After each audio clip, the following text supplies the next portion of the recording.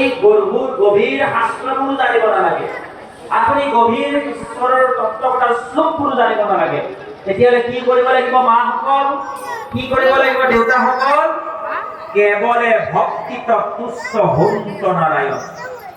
এইজন নাৰায়ণ যাক আপুনি মই ইয়াত স্থাপন কৰিছো, যাৰ চৰণত শৰাই অৰ্পণ কৰিছো, যাৰ চৰণত আপোনালোকে অৱনত বন্তি জ্বলাইছে, যাৰ চৰণত আপোনালোকে ক্ষীৰ থৈ প্ৰতিবাদ কৰিছে, যাক আপুনি উপাসনা কৰিছে, সেইজনক পাবৰ বাবে আপুনি মই কেৱল এটাই কাম কৰিব লাগিব, সেই কামটো হৈছে ভক্তি ভক্তি ভক্তি। গতিকে এই অধ্যায়টো আপুনি মই ইয়াৰ পিছত অকণমান দেৰিকৈ যিকেইটা কথা জানিম, সেই গোটেই কথা কেইটাৰ সাৰটোৱেই হৈছে ভকতি। আৰু এই ভকতি যাৰ দ্বাৰা কৃত হ'ব, এইজনেই হ'ব ভকত।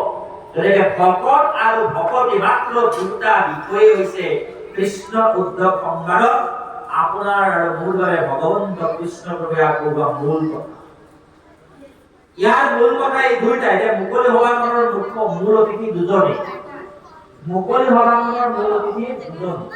আজি কিছুদিনৰ আগতে আপোনালোকৰ ইয়াত যমুনামুখ ৰেল ষ্টেচনৰ অভাৰব্ৰিজখন উদ্বোধন হৈছিল। আপোনালোকে গৈছিলে বাৰু? ইয়াত থকা কোনোবা গৈছিল নে? গৈছিল ন? সেই মুকলি সভাখন মই কৰিছিলো মুখ্যমন্ত্ৰী আহিছিল। সেই যে মুখ্যমন্ত্ৰী আহিছিলে, সেই মুকলি সভাখনৰ মূল অতিথি অসমৰ মুখ্যমন্ত্ৰীজন নহয়নে? তেওঁৰ লগত কিন্তু মঞ্চত আৰু বহু কেইজনে আসন গ্ৰহণ কৰিছিল, কিন্তু মূল অতিথি কোন আছিলে? মুখ্যমন্ত্ৰীজন। কৃষ্ণ উদ্ধৱ সংবাদৰ এই গোটেই অধ্যায়টোত আপুনি মই বহু কথাই জানিম, আৰু আপুনি মই জনা বহু কথাবিলাকৰ ভিতৰত মূল কথা দুটাই, এটা হৈছে ভকতি আৰু আনটো হৈছে ভকত। ইতিমধ্যে ভাগৱতৰ 10টা স্কন্ধ আপুনি মই পাৰ কৰিছো। এই ভাগৱতত 12টা স্কন্ধ আছে, 335টা অধ্যায় আছে, 18,000 সংস্কৃত শ্লোক আছে, 5 লাখৰো অধিক শাৰী আছে, আৰু এই ভাগৱত প্ৰায় 1450 পৃষ্ঠাৰো অধিক কলেবৰৰ বৃহৎ গ্ৰন্থ। এই বৃহৎ গ্ৰন্থখনৰ গুৰুত্বপূৰ্ণ 10টা স্কন্ধ আপুনি মই পাৰ কৰিছো। এতিয়া শেষৰ অধ্যায়লৈ আহিলো, আৰু এই অধ্যায়টোৰ পিছতে 11 অধ্যায়ত আজিৰ কলিৰ সমাজ ব্যৱস্থাৰ কথা ক'ব, যুগ ধৰ্মৰ নিৰ্ণয়ৰ কথা ক'ব। অৰ্থাৎ 12 অধ্যায়টোৰ যে 11টা অধ্যায়ৰ সাৰাংশ বা মূল ভাৱ, যিদৰে কবিতা এটাৰ পিছত কবিতাৰ সাৰাংশটো দিয়ে, 11টা স্কন্ধ পাঠ কৰাৰ পিছত আপুনি 12ত ভাগৱতৰ মূল তত্ত্ব মূল ভাৱখিনি বুজি পাব। এতিয়া আমি ভাগৱতৰ ক্লাইমেক্সত আছো। নাটকৰ ভাষাত ক্লাইমেক্স মানে শেষৰ চিনকেইটা, চিনেমাৰ ভাষাত ক্লাইমেক্স কোনকেইটা? একেবাৰে শেষৰ চিনকেইটা ক্লাইমেক্স, য'ত চিনেমাখনে নাটকখনে এটা গতি ল'ব, এটা মতি ল'ব। গতিকে এতিয়া আমি ভাগৱতৰ ক্লাইমেক্সত আছো, আৰু এই ক্লাইমেক্সতে ইয়াৰ আগত থকা 10টা স্কন্ধই কৈ যোৱা গোটেই কথাখিনি এইবাৰ ভগৱন্ত কৃষ্ণ প্ৰভুৱে উদ্ধৱক ক'ব। আৰু এই উদ্ধৱজন কোন? আমাৰ সন্মুখত বহি থকা আপোনালোক প্ৰত্যেকজন।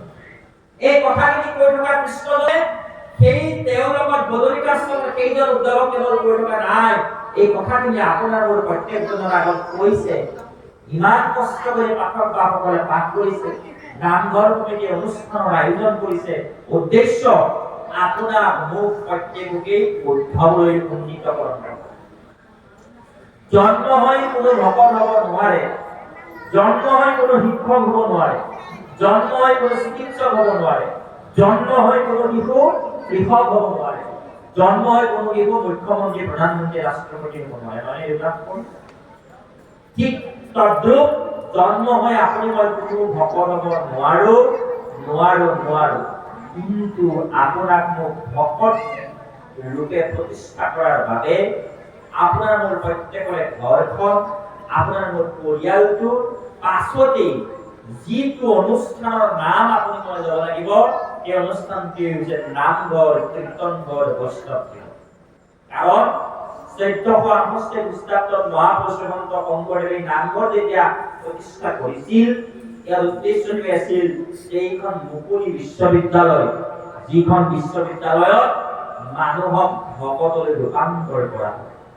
এই নামঘৰ পৃথিৱীৰ সৰ্বশ্ৰেষ্ঠ বিশ্ববিদ্যালয়, যিখন বিশ্ববিদ্যালয়ত আমাক জাতি বৰ্ণ ধৰ্ম নিৰ্বিশেষে উচ্চ নিচ্চ বগা কলা নিৰ্বিশেষে একেলগে মজিয়াত বহিবলৈ বাধ্য কৰায়, একেটা খৰাহীৰ প্ৰসাদ খাবলৈ বাধ্য কৰায়, একেটা নাম ল'বলৈ বাধ্য কৰায়, একেটা ভাৱেৰে একেযোৰ পোছাকত সকলোকে সোমাবলৈ ইয়াত বাধ্য কৰায়। নহয় দেউতা, এয়াই হৈছে নামৰ শক্তি। আপুনি যিমান ডাঙৰ বিষয়া হওক, আপুনি যিমান ডাঙৰ অফিচাৰ নহওক, ইয়ালৈ সোমাই আহোঁতে নামঘৰৰ মেজিজনে বিনা এই চুৰিয়াখনৰ দৰে আপুনিও চুৰিয়াখন পিন্ধি আহিব লাগে। আপুনি যিমান ডাঙৰ শিক্ষিত যুৱতী নহওক, বিৰাট খেলত কিংবা লণ্ডন খেলত আপুনি ইয়ালৈ আহোঁতে সেই আইতাই পিন্ধা চাদৰ মেখেলাযোৰকে পিন্ধি ইয়ালৈ আহিব লাগিব। কাৰণ ইয়াত আপোনাক মোক এক হৈ যোৱাৰ শিক্ষা দিয়া হয়, ইয়াত আপোনাক মোক সাম্যবাদৰ শিক্ষা দিয়া হয়, ইয়াত আপোনাক মোক মানুহৰ পৰা নৰোত্তম, নৰৰ পৰা নৰোত্তম হোৱাৰ শিক্ষা দিয়া হয়। আৰু আটাইতকৈ গুৰুত্বপূৰ্ণ শিক্ষা, ইয়াত ভকত নিৰ্মাণৰ কাৰখানা হৈছে নামঘৰ, আৰু য'ত ভকত নিৰ্মাণ হ'ব তাতে ভকতিৰ তত্ত্বপুষ্প বিকশিত হ'ব। গতিকে উদ্ধৱে বৰ দুখ কৰিছে, কিহৰ কাৰণে? কৃষ্ণ গোসাঁই গুচি যাবৰ বাবে। আজি ভাগৱত আপোনালোকে শুনিব, 10:30-11 বজাত সিদ্ধ প্ৰসাদ ল'ব, তাৰপিছত ঘৰত গৈ শুই থাকিব। যাওঁতে কিন্তু কোনেও অকণমানো দুখ নকৰে। কি ক'ব? দেৰি হ'ল, কালিলৈ স্কুল আছে, সোনকালে যাব লাগিব।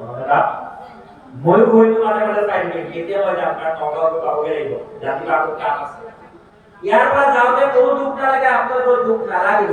আপোনালোকৰ সকলোৰে নহয়, বহুতৰ নালাগিব, কেইজনমানৰ দুখ লাগিব। ইয়াৰ পৰা যাওঁতে যিকেইজনৰ দুখ লাগিব, জানিব কেইজনে উদ্ধৱৰ নিচিনা হ'বলৈ গৈ আছে। কাৰণ কৃষ্ণ কথাৰ পৰা তেওঁ আঁতৰি যাব, গতিকে তেওঁ ঈশ্বৰক এৰি যোৱাৰ দুখ লাগিব।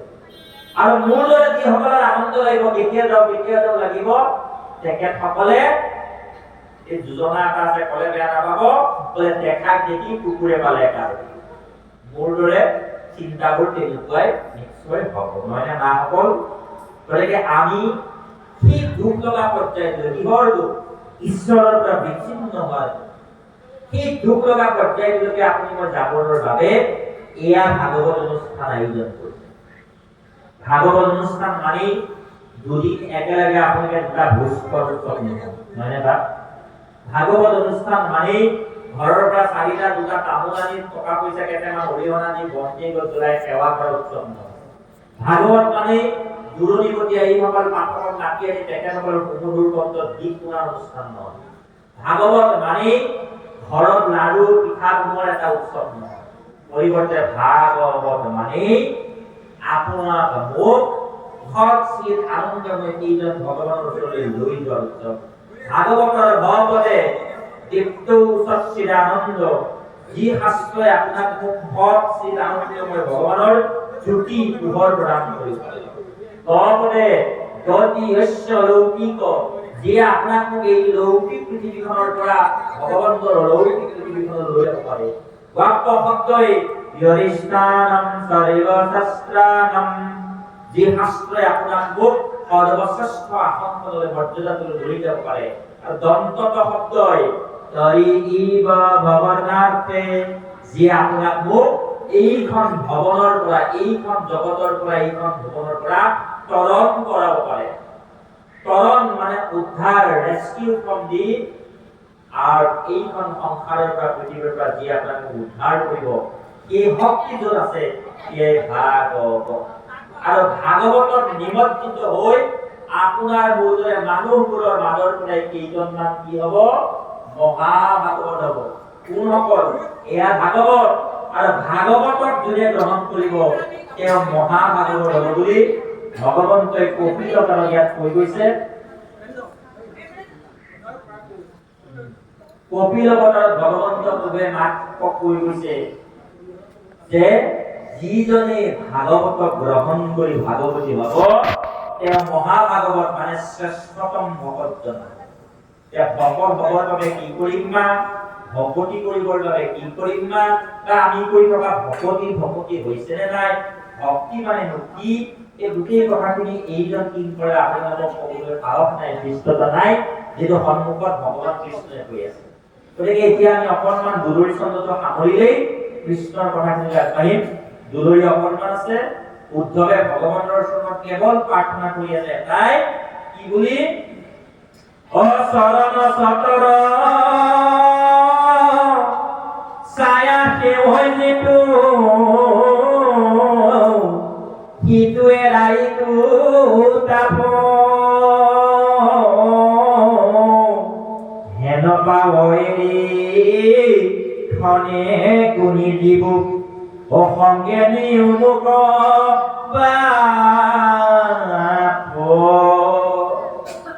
তোমাৰ চৰণ আশ্ৰয় ললে মই আমি জীৱই তাপৰ পৰা পৰিত্ৰাণ পায়। এতিয়া তাপ ইংৰাজীত যাক কয় হিট।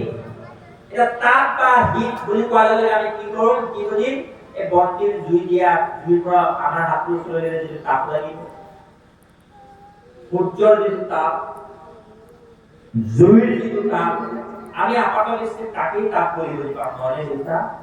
কিন্তু ভাগৱত ধৰ্মত আধ্যাত্মিক ধৰ্মত আপোনাৰ মোৰ প্ৰত্যেকৰে জীৱনত তিনিটা তাপ আছে। আপুনি মই ধনীয়ে হওক কিংবা দুখীয়া, ৰজাই হওক কিংবা প্ৰজা, মতাই হওক কিংবা মাইকী, লৰাই হওক কিংবা ছোৱালী, আপোনাৰ মোৰ প্ৰত্যেকৰে জীৱনত তিনিটা তাপ আছে। তাপ শব্দটোৰ অৰ্থ হৈছে যন্ত্ৰণা, কষ্ট, পীড়া। আপুনি মই প্ৰত্যেকৰে জীৱনত তিনি প্ৰকাৰৰ তাপ পাওঁ। আপুনি মই যিমানখিনি কষ্ট পাওঁ, যিমানখিনি যন্ত্ৰণা পাওঁ, তিনি প্ৰকাৰৰ আপুনি মই তাপ পাওঁ। তাপ তিনিটা হৈছে আদি ভৌতিক, আদি দৈবিক আৰু আধ্যাত্মিক। এই তিনিটা তাপে পৃথিৱীৰ প্ৰত্যেকজন ব্যক্তিক প্ৰত্যেকটো জীৱক তাপিত কৰি আছে। আদি দৈবিক তাপ আপোনাৰ সন্মুখত বৈ থকা কপিলিখন যেতিয়া ওফন্দি কৰি পানী পাৰ হৈ আপোনালোকৰ ঘৰটো ধুৱাই দিয়ে, প্ৰচণ্ড ধুমুহাই যেতিয়া তছনছ কৰি যায়, ভূমিকম্পই যেতিয়া আপোনালোকক ৰাতি বিচনাৰ পৰা বাহিৰলৈ দৌৰাই, অৰ্থাৎ দৈবিকভাৱে যিবোৰ ক্ৰিয়াৰ দ্বাৰা আপুনি মই কষ্ট পাওঁ, প্ৰচণ্ড সূৰ্যই যেতিয়া তাপ দিব, প্ৰচণ্ড গৰমত যেতিয়া হাহাকাৰ লাগিব, প্ৰচণ্ড শীতত যেতিয়া আমাৰ কষ্ট লাগিব, অৰ্থাৎ যিটো কষ্ট আপুনি মই প্ৰকৃতিৰ পৰা পাওঁ, দৈবিকভাৱে যিখিনি কষ্ট পাওঁ, এই কষ্ট আপুনি মই প্ৰত্যেকে নোপোৱাকৈ কোনোবা আছে নেকি বাৰু ইয়াত? নাই ন? ভণ্টিজনীক ভাগৰি লাগি কোনো নাই। এনেকুৱা তাপ বা এনেকুৱা কষ্ট নোপোৱাকৈ আমাৰ বাপৰ বাপ সকলো নাই, মোৰ ককা সকলো নাই, বান্ধৱী কেইজনো নাই, ভণ্টি কেইজনো নাই, আৰু দেউতা সকলো নাই, মা সকলো নাই।